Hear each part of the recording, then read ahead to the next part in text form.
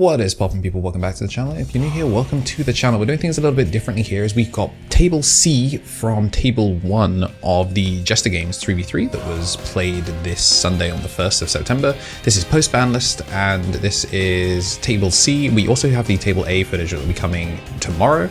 So if you're not watching this on the first day, then keep an eye on the pinned cards because that's where we're going to have the link for it. And we're going to be seeing KnTElixar FGC on the 7 Demon Lords opening up with Lucemon, and it looks like we're going to see a blue mem boost with the memory that's passed over just to see what's in there.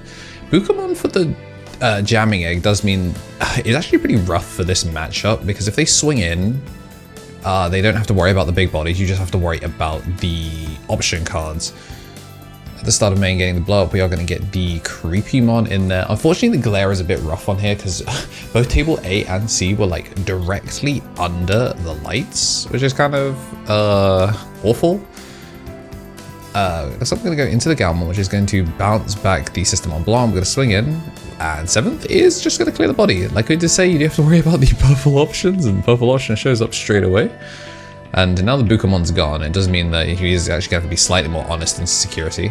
Unfortunately, though, he's not going to be able to get a Digimon because it did get bounced, so he's not going to be loading up the name from source, even though the 7th full cluster is right there. So it looks like we're going to be seeing a Lucemon Chaos mode. So he has to burn one, which does kill off a Thomas to protect his Thomas H. Norstein, which is pretty cool. So nice little net one swing back there.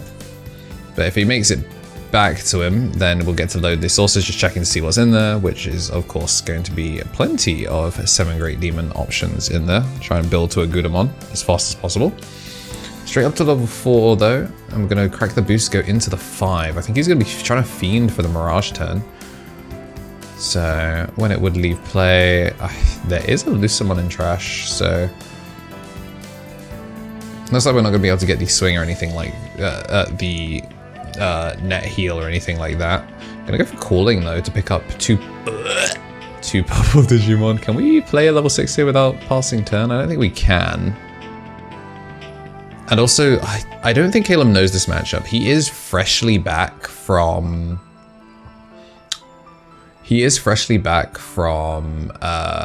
Yu-Gi-Oh! He's one of the many Yu-Gi-Oh! Players that's coming back. Wanted to try 7 great demons. And to be fair, he's in the Lilith waiting room. We are going to see the security bounce to hand, but because the calling went down, he added 2 cards to hand, so he's gained a shitload of memory here. He's going to swing in, does live in security just barely. We're going to burst the mode, which is going to bounce the Lilith back to hand, and then this should be pretty standard, like OTK here from Mirage. Swing in, send a bunch to the bottom. Hit the 1, swing in, hit the 1, and down comes the Thomas to take game 1.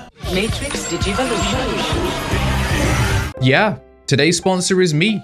I appreciate everyone supporting me as they have, and there are plenty of other ways to support. The memberships, Twitch Prime, and all of that are great ways to do so, and just making sure that in addition to slapping like down and making sure you are subscribed, there are plenty of other things that I do that I really love doing and take a lot of work, and appreciate if you guys also gave them a shout and gave us some honest feedback on them, because the only way we can make them better is if people tell us what they like and dislike. But yeah, that's it for today's sponsor. Appreciate you if you didn't skip it.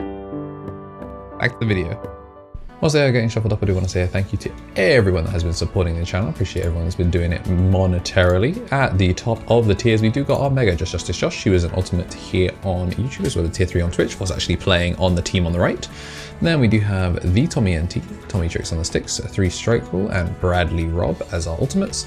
For our champions, we have Shinikari, Coffee Deus, DHM, Solar Ouroboros, King of Knights, Andy Fing, Squid Eater, Benji Gibber, Thomas Yates, and Kenneth Smith. So we're going into game 2. We'll be starting off with Demon Lords with the system on Blanc. So pitch off the Beals X. I like that. Nice cheap early start. Could actually go for the Zudo, but we're fishing for the rookie, so it's going to pass over a boost in a training. Do get the pop and load up the Beals X. So pretty decent start as far as things go. I think the thing that Caleb definitely was fiending for is he was trying to use the definitely looked like he was trying to use the Ruin mode to just start looping Ruin mode on him, which is definitely the way to do things. Unfortunately, not going to be getting any extra names, but the Descent of the Demon Lords certainly helps. Creepymon not going to be doing too much here, but just going to put down the Digimon Emperor. Tries to choke to 1, but we are under a memory setter. But more importantly, he does go -1 from hand, which is pretty nice. Obviously, it's going to be slowing him down in terms of a hatch turn, because we now have all 4 eggs out pretty quickly, and we're going to be unredirectable. Swing in with the jam? No? Okay, no. Yeah, there is jamming with the Veemon. So it hits into not an option card, so we are fine. But looks like we're missing the Mirage. We're going to take the unblockable Mirage. Passing over just 1. Ooh, if he has a Creepymon here, Creepymon's massive. You get the pick and then the mill 5. There it is. Getting creepy up in here. Mill 5 off of the deletion, including a Rivals Mirage. Splendido. So we're feeling pretty good about this. Like, I'm feeling pretty good about saying thank you to our rookies, Greatness Beam, who was my lovely, lovely teammate. Hard carry once again. Appreciate it. Ryan Balfi, Bonsai Beard, one of the hosts of the event, and Turtle Sovereign. Just taking a look at the gates whilst we take a look back at the board. Atomization Northstand as well as a Gaogamon built in the back, and it looks like we're going to go with the gates because a Demon Lord was deleted. Going to use that to play 1 out, and we're just going to ruin mode the board to stop the Gaogamon from being able to push out. And then at the end of turn, this is going to -5, and then we're probably just going to Rivals Barrage back the... We're almost definitely just going to Rivals Barrage back the thingy. Which just makes sense, really. I'm going to go down for the sleep mode, and... Oh, okay. Straight back in, -5. He could still do it. But now he's 7k... Gaogamon does give the jamming, which is kind of unfortunate. But are we up to a Gudamon yet? 1, 2, 3, 4, 5, 6, 7, 8, 9 sources.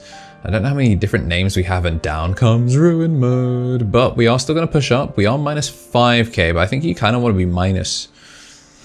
No, the thing is, this actually doesn't matter. Because of jamming, it really doesn't matter how small you make this. It's not like it... Well, actually, no, I say this like Imperial actually wouldn't. This really just comes down to, do you hit that? Do you hit that? Biting Crush is going to clear it. Only 2 damage taken. I'm actually you feel pretty nice about that, but he wasn't able to pitch off a... Wasn't able to pitch off a 7 Great Demons to store the Biting Crush for later, which would have been pretty nice.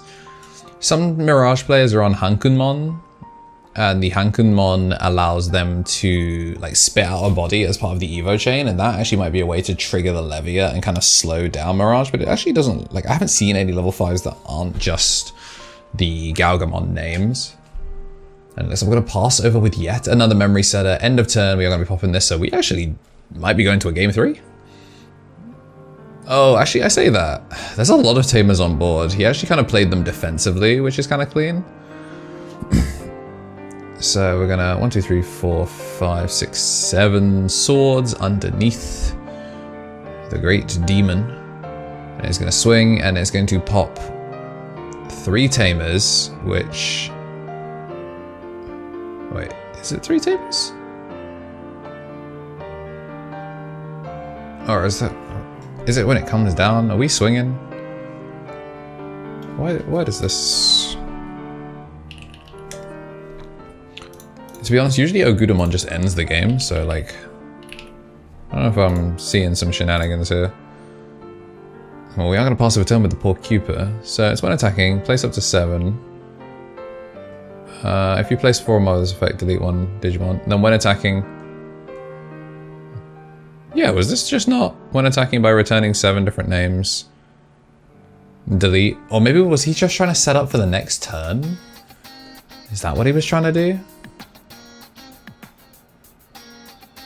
I am truly baffled by that one. I thought that, like, it wouldn't have ended game, but it would have still done, like, it would have killed a bunch of the Tamers, which is more important for taking off the burst mode. We're going to swing, unsuspend it with the Thomas H. Norstein, and then we are going to go for a brand new Thomas, which is just going to swing and take it. So unfortunately, that is going to be us calling it here for Table C, but we'll be heading over to Table A for the next video. If you like what you saw and you're happy to see 3v3 gameplay, please hit the like button and subscribe and join our growing list of members. I'm going to say a shout out to R, DigimonTCG, TCG, John Esposito, Rose Pierce, Christian Royal, Salander Sainz, Yuxo, Evan Turner, Onyx Arlen, Walter Caceres, and King King Fujitoro. Thank you everyone that has been supporting the channel. We're nearly up to 3K subs, which is crazy. Trying to get us there by the end of the year would be fantastico. And as always, have yourselves a damn good one.